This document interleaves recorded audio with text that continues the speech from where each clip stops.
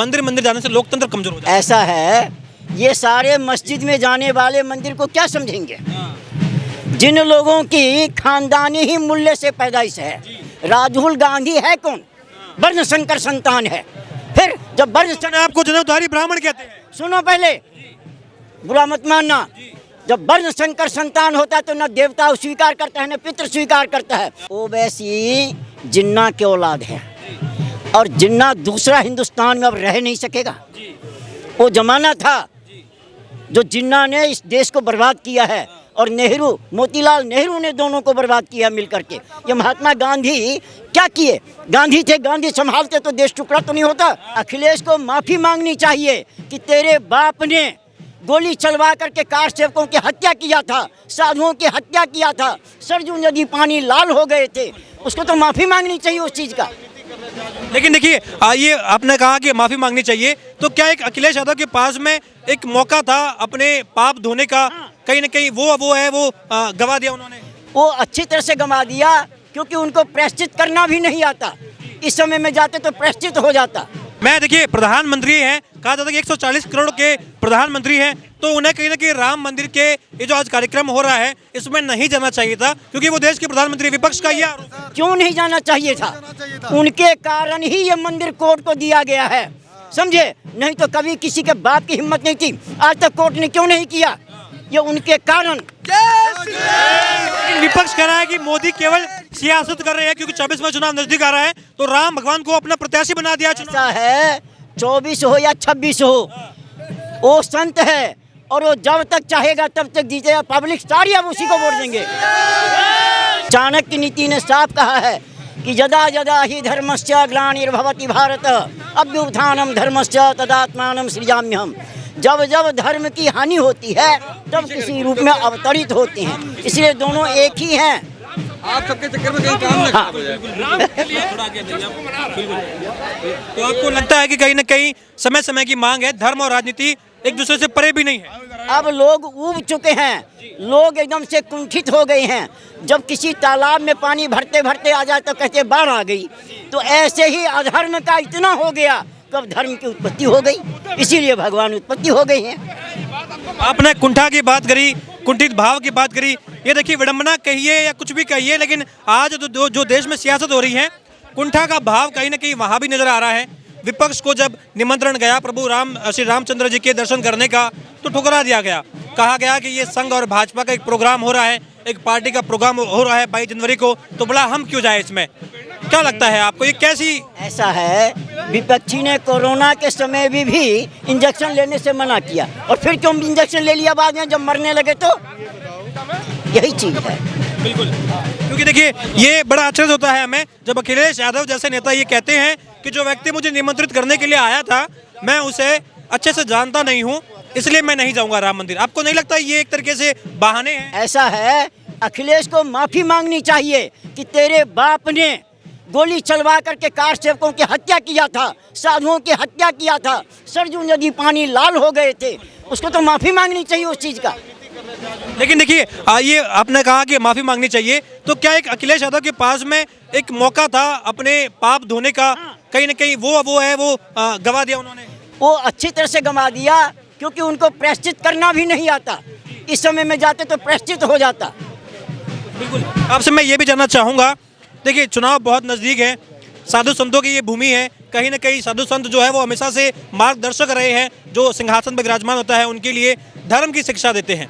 आजकल हम देख रहे हैं कि प्रभु राम को लेके कुछ बात ऐसी भी है जो हदें पार कर देती हैं। कोई कहता है कि प्रभु राम जो थे वो मांसाहारी थे, अगर ये जंगल में गए हैं तो मांस तो खाया ही होगा। इस प्रकार की जो है वाणी का प्रयोग हो रहा है, दुर्वाणी मैं कहूँगा उसे। क्या लगता है, विपक्ष के लिए खामियाजा भुगतने? देखिए, ये विपक्ष को इतनी बड़ी हानि होगी, वो अपने पैर में आप कुल्हाड़ी मार रहे हैं। जिस व्यक्ति को शिष्टाचार का ज्ञान नहीं होगा, जिस चीज़ को व्यावहारिकता ज्ञान नहीं होगा, विपक्ष व्यावहारिकता और शिष्टाचार से च्युत हो चुके हैं, गिर चुके हैं, इसीलिए ऐसी भाषाएं का प्रयोग करते हैं, समझे? मैं ये कहता हूँ, इसमें खाने पीने दुनियादारी बोलने की क्या जरूरत थी? उन्होंने अपने पैर में कुल्हाड़ी मार रहे हैं सब चीज़ से। इसीलिए हिंदुओं को चाहिए, मैं तो कहता हूँ मुसलमान को भी वोट देना चाहिए बीजेपी को, क्योंकि जब आज विकास होगा तभी तो कमाओगे। जी बिल्कुल, क्योंकि अयोध्या में जो हम देख रहे हैं भव्य विकास हो रहा है, वहाँ हिंदू भी कमा रहा है, मुसलमान भी कमा रहा है। कमा रहे हैं। इसीलिए पूरे हिंदुस्तान के जो सही मुसलमान का बच्चा होगा तो वो छोड़ देगा, वो रास्ता आएगा इस रास्ते पर। क्योंकि देखिए, ये आपने बहुत अच्छी बात कही है, क्योंकि हमेशा हमारे धर्म में एक ऐसी आस्था रही है, हम किसी के लिए हम दुर्भावना नहीं रखते हैं। हम आज भी कहते हैं कि हमें दे दो केवल 5 ग्राम, रखो अपनी धरती तमाम। हम तमाम उन मंदिरों की बात नहीं करते हैं जो तोड़े गए थे, जिन पर कहीं ना कहीं जो है मस्जिदें बना दी गई। हम उन मंदिरों की बात करते हैं जहां पर हम ये मानते हैं कि आज भी कृष्ण जन्मभूमि की हम बात करते हैं, हम काशी विश्वनाथ मंदिर की बात करते हैं, चाहे आज जहाँ रामलला विराजमान होने जा रहे हैं हम वहाँ की बात करते हैं। तो आपको लगता है कि हिंदू जो है आज भी सहिष्णु है, वो हदें पार नहीं करता है, वो कानून की लड़ाई के लिए प्रतीक्षा भी करता है, क्योंकि 500 सालों का एक लंबा संघर्ष रहा है। हिंदू जो है धैर्य शक्ति रखा है और धैर्य से ही काम चलता है, समझे। आज उनको चाहिए था केवल 3 स्थान दे देते तो ये कांड तो नहीं होता ना। तो जब तुमने नहीं दिया तो सठे साठ्यम समाचरित, अंत में दुष्ट के साथ दुष्ट भी बनना पड़ता है।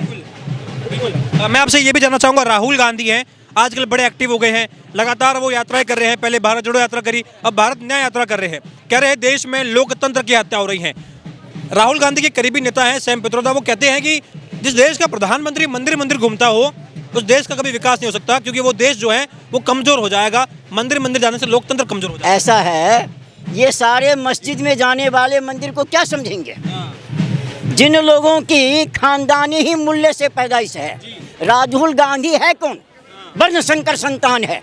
फिर जब वर्ण आपको जनेऊधारी ब्राह्मण कहते हैं। सुनो, पहले बुरा मत मानना। जब वर्ण शंकर संतान होता है तो न देवता स्वीकार करता है न पितृ स्वीकार करता है। लेकिन वो राहुल गांधी बार बार कहते हैं कि मैं जनेऊधारी ब्राह्मण हूँ। देखिए कोर्ट के ऊपर जनेऊ पहन लेता हूँ। प्रियंका वाड्रा कहते हैं हम कश्मीरी पंडित उसको हैं। पूछो पहले, कश्मीरी पंडित है, नेहरू का वंश आया कहाँ से? कहाँ से नेहरू का वंश चला? और जगह नेहरू क्यों नहीं है? कहाँ से चला? तुम नाम रख लोगे नेहरू तो हो जाएगा। लेकिन ये कहते हैं कि देखिए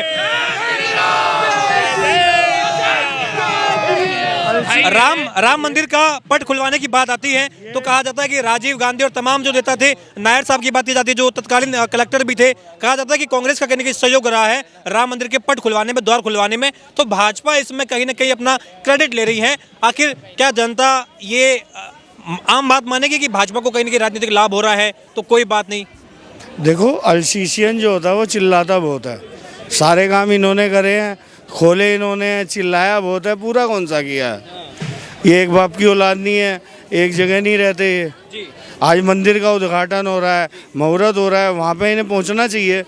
लड़ाई अपनी जगह है, धर्म अपनी जगह है, लेकिन किसी भी चीज़ की अगर कोई बुनियाद रखी जा रही है अच्छी, जो कि हजारों सालों तक रहेगी, उसमें खड़े होना चाहिए। अगर तुम देश के जिम्मेदार नागरिक हो तो खड़े होना चाहिए। धर्म को कहीं ना कहीं जो एक बहुसंख्यक है उनकी जो आस्था है उसका सम्मान भी करना चाहिए था। एक अवसर था ये उनके पास, बहुत जरूरी है, एक अवसर था उनके पास, बहुत जरूरी है। बिल्कुल। लेकिन देखिए, अब असदुद्दीन ओवैसी की हम बात करें तो वो लगातार ऐसे बयानबाजी करते हैं, नौजवानों अपने घर से बाहर निकलो, हमारी मस्जिदें हमसे छीनी जा रही हैं, जहाँ हमने नमाज अदा करी है आज वो हमसे छीन लिया, कल को हमारी तमाम मस्जिदें हमसे छीन ली जाएगी।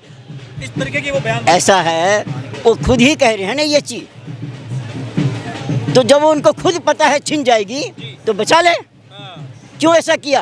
क्यों ऐसा कुकर्म किया? जितने ये तो 3 हम मांग रहे थे ना, लेकिन जगह जगह जो मस्जिद बनी है वो सब मंदिर को तोड़ के बनाया गया है। सच्चाई तो यही है। तो ये कहा मन में कुछ ऐसी भावना आज भी दबी है कि बार बार ये बात की जाती है कि नौजवानों हम कयामत की रोज तक हम याद रखेंगे। जय जय श्री राम। ये कहते हैं कि हम कयामत की रोज तक ये याद रखेंगे कि वहाँ पर मस्जिद थी, है और रहेगी। ओवैसी जिन्ना के औलाद है और जिन्ना दूसरा हिंदुस्तान में अब रह नहीं सकेगा।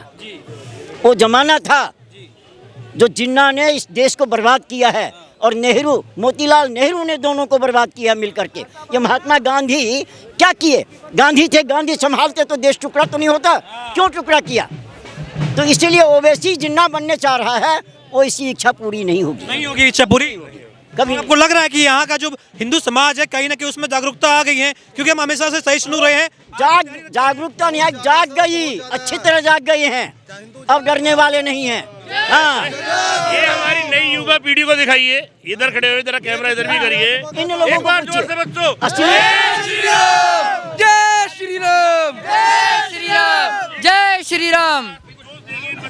मैं देखिए प्रधानमंत्री हैं, कहा जाता है कि 140 करोड़ के प्रधानमंत्री हैं, तो उन्हें कहीं ना कहीं राम मंदिर के ये जो आज कार्यक्रम हो रहा है इसमें नहीं जाना चाहिए था, क्योंकि वो देश के प्रधानमंत्री। विपक्ष का ये आरोप है। क्यों नहीं जाना चाहिए था? उनके कारण ही ये मंदिर कोर्ट को दिया गया है, समझे? नहीं तो कभी किसी के बाप की हिम्मत नहीं थी। आज तक कोर्ट ने क्यों नहीं किया? ये उनके कारण। लेकिन विपक्ष कह रहा है कि मोदी केवल सियासत कर रहे हैं, क्योंकि 24वां चुनाव नजदीक आ रहा है, तो राम भगवान को अपना प्रत्याशी बना दिया चुनाव। ऐसा है, 24 हो या 26 हो, वो संत है और वो जब तक चाहेगा तब तक जीतेगा। पब्लिक सारी अब उसी को वोट देंगे, समझे? आपको लगता है कि जब वो कोई नहीं है, पार्टी कोई नहीं है, ये दो आदमी मिलकर के पार्टी बना लें। आज विदेशों में होता है ना अपोजिशन और रूलिंग, यही होना यहाँ भी चाहिए। लेकिन विपक्ष को आपत्ति ये है कि प्रधानमंत्री माथे पर भस्म पर जो है, ललाट पर भस्म रगड़ देते हैं, गले में जो है रुद्राक्ष की माला धारण कर लेते हैं, हाथों में कहीं ना कहीं जो है ये सनातन को पूरा ओढ़ के रखते हैं। तो ये कहीं ना कहीं विपक्ष को खटकता है कि ये किस प्रकार का वेशभूषा है, देश के प्रधानमंत्री है वो। ऐसा है, देश का प्रधानमंत्री संत हैं, फकीर हैं, वो कलमा पढ़ने नहीं मस्जिद में जाएंगे, समझे ना? टोपी नहीं हाँ। लगाएंगे, ये लोग कलमा लहराएंगे, जय जय श्री राम। ये भगवान से आपत्ति हो रही है आजकल, हम देख रहे हैं बड़ा। हमने तो कभी टोपी से आपत्ति नहीं की। भगवान श्री राम के मुलायम सिंह नहीं हुए, मुलायम सिंह के अखिलेश नहीं हुए, और जब जो भगवान का नहीं हुआ वो अपने बाप का नहीं हुआ, वो किसी का नहीं हुआ। सही है। आज की डेट में अगर धर्म पे चलोगे, सच्चे धर्म पे, तो राजनीति की जरूरत ही नहीं है। और जो धर्म पे चल रहा है उन्हें किसी नेता से डरने की जरूरत ही नहीं है। इसलिए कांग्रेस चिल्लाए, पूरी सारी पार्टियां चिल्लाएं, होगा वही जय श्री राम। होगा।